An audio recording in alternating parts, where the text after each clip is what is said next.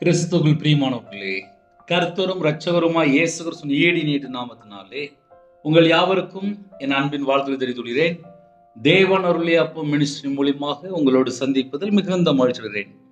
தினம்தோறும் அதிகால வேளையிலே பரிசுத்த வேதாந்தத்திலிருந்து ஒரு பகுதி நாம் தியானித்து நம்முடைய குடும்ப பாதுகாப்பிற்காக நாம் ஜெபித்து வருகிறோம். அதிகால வேளையிலே கர்த்தருடைய பிள்ளைகள் கேளுங்கள். 112ஆம் சங்கீதம் 1 முதல் 3 ஆகிய வசனங்களிலே, அல்லேலூயா, கர்த்தருக்கு பயந்து அவருடைய கட்டளைகளில் மிகவும் பிரியமாயிருக்கிற மனுஷன் பாக்கியவான். அவன் சந்ததி பூமியில் பலத்திருக்கும். செம்மையானவர்களின் வம்சம் ஆசீர்வதிக்கப்படும். ஆஸ்தியும் ஐஸ்வர்யமும் அவன் வீட்டில் இருக்கும். அவனுடைய நீதி என்றைக்கும் நிற்கும். ஹல்லேலூயா. இன்னைக்குள்ள செய்தி ஆசீர்வாதமான செய்தி. அல்லேலூயா, கர்த்தருக்கு பயந்து அவருடைய கட்டளைகளில் மிகவும் பிரியமாயிருக்கிற மனுஷன் பாக்கியவான். எந்த குடும்பத்தை தேவன் ஆசீர்வதிக்கிறார்? தீமை வெறுப்பதே கர்த்தருக்கு பயப்படும் பயம். ஒரு மனுஷன் தீமையான காரியத்தை வெறுக்க ஆரம்பிச்சாச்சு, கர்த்தருக்கு பயந்து வாழ ஆரம்பிச்சாச்சு அப்படின்னா அந்த குடும்பத்தை தேவன் ஆசீர்வதிக்கிறார். அவருடைய கட்டளைகளில் மிகவும் பிரியமாயிருக்கிற மனுஷன் பாக்கியவான். அவர் நமக்கு எழுதி கொடுத்த கட்டளைகளை நாம் கை கொள்ளும் போது நம்ம குடும்பத்தை ஆசீர்வதிக்கிறார். ஒரு முழு பைபிள் ஃபுல்லா வாசித்து பார்த்ததுல பாவம் இருக்கும்போது ஆசீர்வாத தடை காணப்படுது. பாவம் இருக்கும்போது எனக்கும் தேவனுக்கும் நடுவில் ஒரு பிரிவினை இருக்கு. ஒரு மனுஷனோட வாழ்க்கையில பாவம் இருக்குமானால் அவன் பாவத்துக்கு அடிமையா இருக்கிறான். இப்படி நம்ம நிறைய காரியங்கள் சொல்ல முடியும்.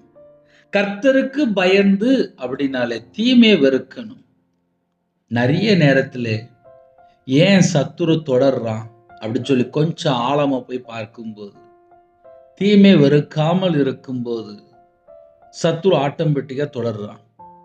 தீமை வெறுக்க ஆரம்பிச்சாச்சு, கர்த்தருக்கு பயப்படுகிற பயம் அதுதான் அப்படின்னு சொல்லி ஒரு மனுஷன் கண்டுபிடிச்சிட்டான் அப்படின்னாலே அந்த குடும்பம் ஆசீர்வதிக்கப்படும். தீமை வெறுப்பதே கர்த்தருக்கு பயப்படும் பயம். நீதிமொழிகள் 8ஆம் அதிகாரம் 13ஆம் வசனம். அப்போ ஒரு மனுஷனுடைய வாழ்க்கையில எதை கண்டுபிடிக்கணும் அப்படின்னா, தேவனுக்கு பிரியமில்லாத காரியம் எது, அது என்னுடைய வாழ்க்கையில ஒருவேளை தொடருதா, இதை ஒரு மனுஷன் கண்டுபிடிக்கணும். எப்படி ஆசீர்வாதத்தை நம்ம ரொம்ப விரும்புகிறோமோ அதே போல தீமையை நம்ம வெறுக்கணுமா. நம்ம தீமையை வெறுக்க வெறுக்க வெறுக்க ஆசீர்வாதம் ஆட்டோமேட்டிக்காக நம்ம வீட்டுக்குள்ள வந்து சேர்ந்துடும். ஏன்னா இப்போ நம்ம கடைசி காலத்தில் வாழ்கிறோம். எங்கே பார்த்தாலும் தீமை நிரம்பி இருக்கு. நம்ம வாழ்கிற காலமே அதிகமாக தீமை இருக்கு. இதில் நம்ம என்ன செய்யணும் அப்படின்னா, தீமையை வெறுக்கணுமா. அநியாயமாக வருதா, அது வேண்டாம். லஞ்சமாக வேண்டாம். பரிதானம் அந்த பக்கம் பெறக்கூடாது. இன்னும் அப்படியே நிறைய சொல்லிட்டே போகலாம். எங்கெல்லாம் கர்த்தருக்கு பிரியம் இல்லாத காரியம் இருக்கோ அதை எல்லாத்தையும் வெறுக்கணும். இதை வெறுக்கும் போது ஒரு மனுஷன் ரெடி ஆயிட்டான்னு அர்த்தம். ஆவிக்குரிய வாழ்க்கையில வளர்றதுக்கு ரெடி ஆயிட்டான். ஒரு மனுஷன் தீமை வெறுத்து கர்த்தருக்கு பயந்து வாழும்போது அந்த மனுஷன் எந்த ஒரு பாவத்திலையும் போய் சிக்கிக்கொள்ள மாட்டான். பிசாசுக்கு அடிமையா இருக்க மாட்டான். பாவத்துக்கு அடிமையா இருக்க மாட்டான். இந்த உலகத்துல எந்த ஒரு காரியத்துக்கும் அடிமையா இருக்க மாட்டான். அவருடைய கட்டளைகளில் மிகவும் பிரியமாய் இருக்கிற மனுஷன். அவருடைய கட்டளை என்னெல்லாம் எழுதப்பட்டிருக்கோ எல்லாவற்றுக்கும் கீழ்ப்படியணும், நான் கை கொள்ளணும் அப்படின்னு சொல்லி ஒரு மனுஷன் முடிவு எடுத்தால் அதை யாரும் மாற்ற முடியாது. நம்ம இந்த பூமியில வாழ்றோம். நல்லது இருக்கு, கெட்டது இருக்கு. எந்த பக்கம்னாலும் பேக்கலாம். தீமை பின்பற்றினால் நித்திய அக்கினி, நன்மை செய்தால் நித்திய ஜீவன். தீமை செய்யறதுக்கு ஏகப்பட்ட வாசல் திறக்கப்பட்டிருக்கு. எங்க பார்த்தாலும் வாசல் திறக்கப்பட்டுதான் இருக்கு. ஆனால் நன்மை செய்கிறவர்கள் தேவனால் உண்டாயிருக்கிறார்கள். நன்மை செய்யும் போது தேவன் நம்ம குடும்பத்தை ஆசீர்வதிப்பார். முடிவில் நித்திய ஜீவனுக்குள்ள சேர்த்து கொள்வார். அவருடைய கட்டளைகளில் மிகவும் பிரியமாயிருக்கிற மனுஷன் பாக்கியவான். நீதிமொழிகள் 10ஆம் அதிகாரம் 22ஆம் வசனத்திலே, கர்த்தரின் ஆசீர்வாதமே ஐஸ்வர்யத்தை தரும், அதனோடு அவர் வேதனை கூட்டார். ஒரு குடும்பத்தை கர்த்தர் ஆசீர்வதிக்கும் போது அதனோட வேதனை இருக்காது. இன்னைக்கு நிறைய குடும்பத்துல என்ன இருக்கு அப்படின்னா வேதனை இருக்கு. வேதனைக்கு பின்னாடி என்ன காரணம் சொல்லி பார்க்கும்போது சத்துரு எங்கேயாவது தொடர்றானா என்பதை கண்டுபிடிக்க வேண்டும். பிசாசுக்கு எங்கேயாவது இடம் கொடுத்துட்டோமா அதை கொஞ்சம் கண்டுபிடிக்கணும். ஒரு வீட்டில் நம்ம எத்தனையோ பொருள் இருக்கு, அது எல்லாமே பாதுகாக்கிறது நம்ம வேலை தான். நான் அடிக்கடி சொல்லுவேன், ஒரு பலூன் இருக்கு, அந்த பலூன்ல நல்ல காத்து ஃபுல்லா நிரம்பி இருக்கு. சின்ன ஊசியை வச்சு சின்ன ஒரு ஓட்டை போட்டாச்சுன்னா போதும், கொஞ்ச நேரம் கழிச்சு பலூன்ல எதுவுமே காத்தே இருக்காது. இவ்வளவுதான் லைஃப். இதே போலதான் ஐயா, நான் ஆவிக்குரிய வாழ்க்கையில நான் நல்லா இருக்கேன். சரி, இன்னைக்கு காலையில கையில பைபிள் எடுத்து வாசித்து, இன்னைக்கு காலையில முழங்கால் போட்டு ஜெபம் பண்ணி, இன்னைக்கு நான் தேவனோடு எப்படி இருக்கிறேன் அதை நம்ம கொஞ்சம் நாம் ஆராய்ந்து பார்க்கணும். ஏன்னா நிறைய வேளையில கர்த்தரை விட்டு தள்ளி போற காரியங்கள், தூங்கி எந்திரிச்ச உடனே செல்போன் கையில இருக்கு. பல வேளையில ஏன் ஜெபம் பண்ணலன்னு சொல்லி கேட்டா, தூங்கி எந்திரிச்சோன்னே ஒரு செய்தி கேட்டிருப்பாங்க, இல்லை ஃபோனை கையில் எடுத்திருப்பாங்க, இல்லை யாராவது அர்ஜென்ட்டாக கூப்பிட்டுருப்பாங்க, உடனே கிளம்பி போயிடுவாங்க. ஒரு 20 வருஷம் முன்னாடி செல்போன் இல்லாத காலத்திலே அழகாக காலையில் தூங்கி எந்திரிச்சு அவங்க வேலையை செஞ்சு அதிகாலை வேளையில் பக்கத்தில் இருக்க சர்ச்சுக்கு போய் நல்ல காலையில் போய் ஜெபம் பண்ணிட்டு அதுக்கப்புறம் வியாபாரத்துக்கோ வேலைக்கோ போகணும் எத்தனையோ குடும்பங்கள் உண்டு. ஆனால் இன்னைக்கு தேதியில் பார்த்தா நைட்டே ஃபோனில் பேசிடுவாங்க, நான் நாளைக்கு வரமாட்டேன். ஏன்னா ஃபோனில் பேச்சுவார்த்தை நடந்துகிட்டே இருக்கும். காலைல தூங்கி எழுந்தோடனே யாராவது ஃபோன் அடிச்சிருக்காங்கன்னு சொல்லி கையில் ஃபோன் எடுத்து பார்ப்பாங்க. இப்போ அப்படிப்பட்ட காலத்துக்குள்ளே போயிட்டு இருக்கோம். எனக்கும் தேவனுக்கும் உள்ள அந்த தனிப்பட்ட உறவு அது எப்படி இருக்கு? அது கரெக்டாக இருந்துச்சுன்னா ஒரு குடும்பத்தில் வேதனை இருக்காது. கர்த்தரின் ஆசீர்வாதமே ஐஸ்வர்யத்தை தரும், அதனோடு வேதனை கூட்டார் என்று நீதிமொழிகள் 10ஆம் அதிகாரம் 22ஆம் வசனத்தில் எழுதப்பட்டிருக்கு. நிறைய வேலையிலே எங்க பிரச்சனை ஆரம்பிக்க அப்படின்னா, கர்த்தரை விட்டு வழி விலகும் போது சில பிரச்சனைகள் உள்ள என்றாது. தீமையை வெறுக்காமல் தீமையை பின்பற்றும் போது பிரச்சனை உருவாகுது. பாவம் செய்யற ஒரு மனுஷனோட வாழ்க்கையில பிரச்சனை அதிகமா இருக்கு.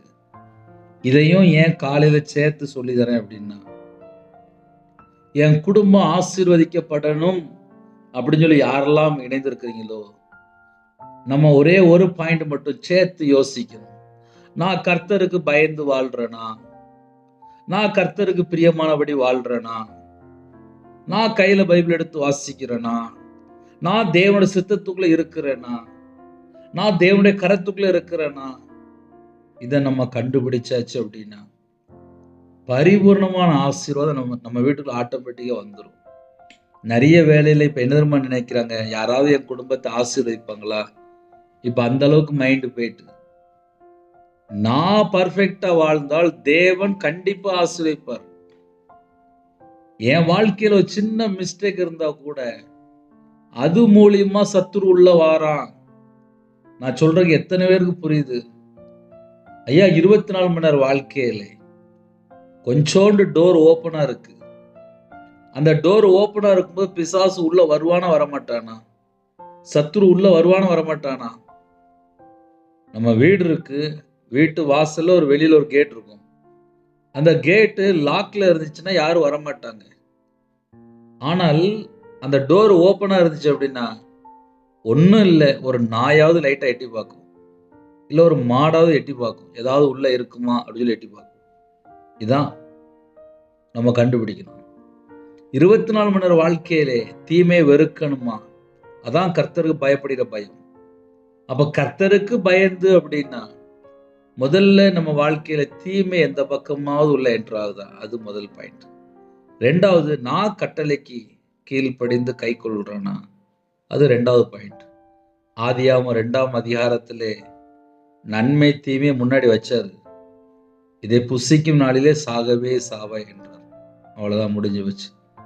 அந்த பழத்தை எடுத்து சாப்பிட்டாங்க. அதுக்கப்புறம் தான் எல்லா பிரச்சனைக்கும் காரணம். ஆனால் ஐடியா கொடுத்து யாரு? சர்ப்பம். வஞ்சிக்கிற ஆவி, சர்ப்பம். ஒரு மனுஷனுடைய வாழ்க்கையில எப்போ மிஸ்டேக் பண்றான் அப்படின்னா, சர்ப்பத்துக்கு இடம் கொடுக்கும்போது, வஞ்சிக்கிற ஆவிக்கு இடம் கொடுக்கும்போது, தந்திரமான ஆவிக்கு இடம் கொடுக்கும்போது, நம்ம தேவனோட வார்த்தையில உறுதியா இருந்தால் சத்துரு தொடர மாட்டான். நம்ம குடும்பம் ஆசீர்வதிக்கப்படும். சத்துரு தொடரக்கூடாது, நிப்பாட்டணும் அப்படின்னா முதல்ல தேவையில்லாத மனுஷனுடைய சத்தத்தை கேட்கறத நிப்பாட்டிடணும். உங்களுக்கும் தேவனுக்கும் உள்ள தொடர்பு கரெக்டா இருந்துச்சு அப்படின்னா நம்ம எதுலேயும் சிக்கி கொள்ள மாட்டோம். நிறைய தேவையில்லாத ஃப்ரெண்டுகள், தேவையில்லாத இடத்துக்கு போகிறது, தேவையில்லாத இடத்துல போய் பல மணி நேரம் பேசும்போது அதில் வீணான வார்த்தைகள் உள்ள வருது. அப்படிப்பட்ட காரியங்கள் உள்ள வரும்போது தான் நிறைய பிரச்சனையும் சேர்ந்து உள்ள வருது. அதனால தான் வேதனை உள்ள வருது. அதனால யாரெல்லாம் இணைந்திருக்கிறீங்களோ, கர்த்தருக்கு ஒரு மனுஷன் கர்த்தருக்கு பயந்திருக்கும் போது அந்த குடும்பம் நல்லா இருக்கும். நான் ஒரு மனுஷனுக்கு பயப்படல, நான் கர்த்தருக்கு பயந்திருக்கேன். கர்த்தருக்கு பயப்படுகிற மனுஷன் எப்படி இருப்பான் அப்படின்னா, அவன் எந்த ஒரு தீமைய போய் சிக்கி கொள்ள மாட்டான், எந்த ஒரு தீமையில போய் விழ மாட்டான். ஏன்னா அவன் கர்த்தருக்கு பயந்து வாழ்ந்துட்டு இருப்பான். தீமையை வெறுப்பதே கர்த்தருக்கு பயப்படுகிற பயம். தீமையை வெறுக்க ஆரம்பிச்சாச்சு அப்படின்னா நம்ம குடும்பம் மறுபடியும் ஆசீர்வதிக்கப்படும். எந்த சந்தேகமும் கிடையாது. ஐயா, நான் இன்னைக்கு தான் செய்தி கேட்குறேன், என் வாழ்க்கையில் நிறைய தீமை தொடருது, அதை மட்டும் கொஞ்சம் நிப்பாட்டிருங்க. பாவ மன்னிப்பு அறிக்கை பண்ணிட்டு மனம் திரும்பிடுங்க. பாவ மன்னிப்பு கேளுங்க. என் வாழ்க்கையில சத்துரு தொடரக்கூடாதுப்பா, நான் உமக்கு பிரியமானபடி வாழ்றேன் அப்படி கேளுங்க. அவன் சந்ததி பூமியில் பலத்திருக்கும். எப்போ? தீமையை வெறுத்து வாழும்போது. ரெண்டாவது, கர்த்தருக்கு பயந்து வாழும்போது. மூணாவது, கர்த்தருடைய கட்டளைக்கு கீழ்ப்படிந்து கை கொள்ளும் போது. இதுதான் நமக்கு ஆவிக்குரிய வாழ்க்கையில வளர்றதுக்கு சிம்பிளா 24 ஹவர்ஸ்ல நம்ம கண்டுபிடிக்க முடியும். வீட்டில் ஒரு 3 மணி நேரம் 6 மணி நேரம் படம் பார்க்கும்போது நேரத்தெல்லாம் சாப்பிட்ருவோம். கையில் பைபிள் எடுத்து வாசிக்க மாட்டாங்க, ஜெபம் பண்ண மாட்டாங்க, தேவனை தேட மாட்டாங்க. பொய்யான மாயை பின்பற்றுகிறவர்கள் தங்களுக்கு ஒரு கிருபையை போக்கடிக்கிறார்கள். ஏன்? நல்ல நாடகம் பார்க்கும்போது படம் பார்க்கும்போது சத்துருக்கு இடம் கொடுக்குறோம். அதனால வேண்டாம். இப்போ நம்ம கையிலே செல்போன் இருக்கு, பல மணி நேரத்தை சாப்பிட்ருவோம். அதனால எதெல்லாம் மிஸ்டேக் சொல்லி கண்டுபிடிச்சு நம்ம சரி செய்து கொள்ளும் போது அவன் சந்ததி பூமியில் பலத்திருக்கும். செம்மையானவர்களின் வம்சம் ஆசீர்வதிக்கப்படும். க்ளூ அழகா சொல்லிட்டாங்க. செம்மையானவர்களின் வம்சம்.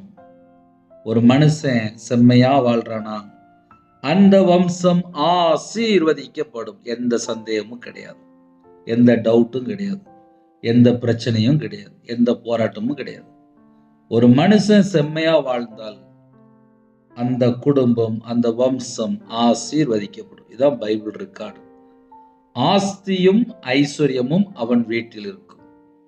ஒரு மனுஷன் தீமை வெறுத்து கர்த்தருடைய கட்டளைக்கு கீழ்ப்படிந்து கட்டளைகள் மேல மிகவும் பிரியமா இருக்கும்போது அந்த குடும்பம் ஆசீர்வதிக்கப்படும். மனுஷன் ஆசீர்வதிக்கப்படும் சொல்லி போட்டிருக்கு.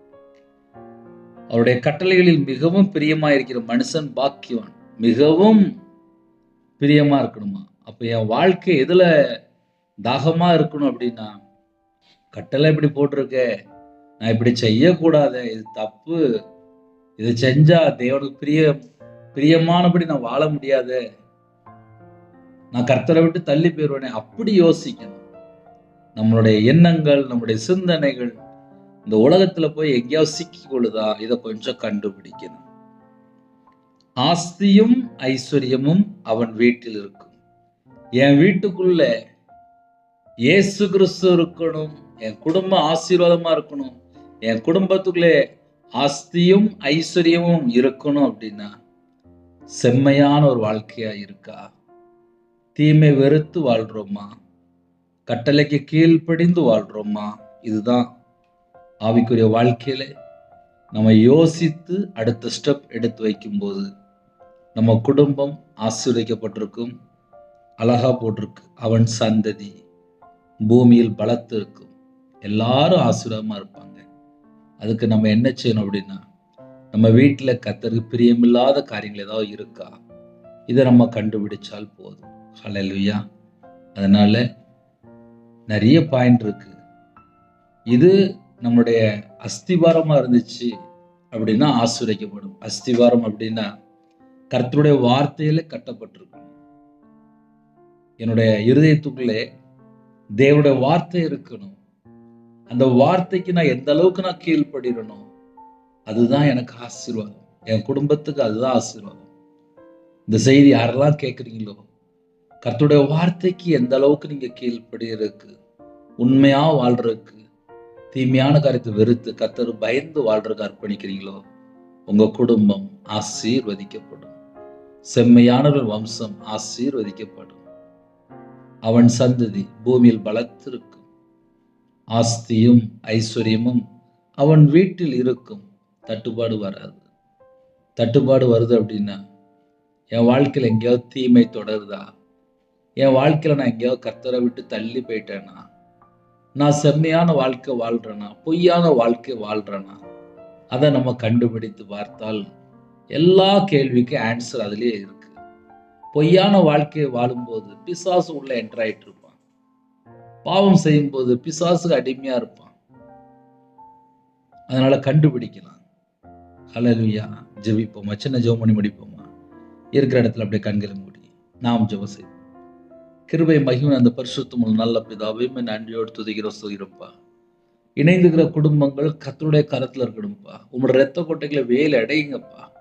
இந்த நாளை எங்களுக்கு ஆசீர்வதித்தாங்கப்பா. தேவ சத்தத்தை கேட்டு பரிசுத்த ஆவியாருக்கு எங்களை நாங்கள் விட்டு கொடுத்து வாழணும்ப்பா. எங்க வாழ்க்கை கர்த்தருடைய கரத்துல இருக்கணும்ப்பா. எங்களுக்கு அப்படி கிருபை தாங்கப்பா, கிருபை தாங்கப்பா. எங்கள்கிட்ட என்னெல்லாம் மிஸ்டேக் இருக்கோ எல்லாவற்றையும் மன்னிச்சிருங்கப்பா. மன்னிச்சு எங்களை ஆசீர்வதிங்கப்பா. இணைந்துகிற குடும்பங்கள் ஆசீர்வதிக்கப்படட்டும்ப்பா. ஜெப அபிஷேகம் தாங்க, தியானிக்கிற அபிஷேகம் தாங்கப்பா. கையில பைபிள் எடுத்து வாசிக்கிற கிருபை எங்களுக்கு தாங்கப்பா. எல்லாரும் பரிசுத்தமா வாழணும்ப்பா, உண்மையா வாழணும்ப்பா, நேர்மையா இருக்கணும்ப்பா. எங்களுக்கு கிருபை தாங்கப்பா. இந்த நாளை ஆசீர்வதித்தாங்க. பிறந்த நாள், திருமண நாள் யாரெல்லாம் கொண்டாடுறாங்களோ கர்த்தருடைய கரம் பிள்ளைகளை தொட்டு ஆசீர்வதிக்கட்டும்ப்பா. நிறைய தேசத்துக்குள்ள இணைந்துருக்காங்கப்பா. அவங்க இதயத்துக்குள்ள என்னெல்லாம் பாரம் இருக்கும் எல்லா பாரத்தையெல்லாம் நீக்கி போட்டுருங்க. உமக்கு பிரியமானபடி வாழ எங்களை அர்ப்பணிக்கிறோம்ப்பா. எங்களோட ஆவி, ஆத்துமா, சரீரம், சிந்தனை, நினைவு எல்லாம் இயேசு கிறிஸ்துவின் ரத்தத்தினால், இயேசு கிறிஸ்து நாமத்தினால வேலை அடைபடட்டும்ப்பா. கர்த்தர் பொறுப்படுத்துங்க. உங்க பாதத்தில் அர்ப்பணிக்கிறோம். துதி, கன, மகிமை எல்லாம் கர்த்தரா இயேசு கிறிஸ்து ராஜா ஒருவருக்கே செலுத்திடும். இயேசு கிறிஸ்து பிதாவே, ஆமென். தேவனுக்கு மகிமை உண்டாதாக. கிறிஸ்துவில் பிரியமானவர்களே, 9363064181 என்ற நம்பர்கள் உண்டால் உங்களுக்காக குடும்பத்துக்காக ஜெபிப்போம். God bless you.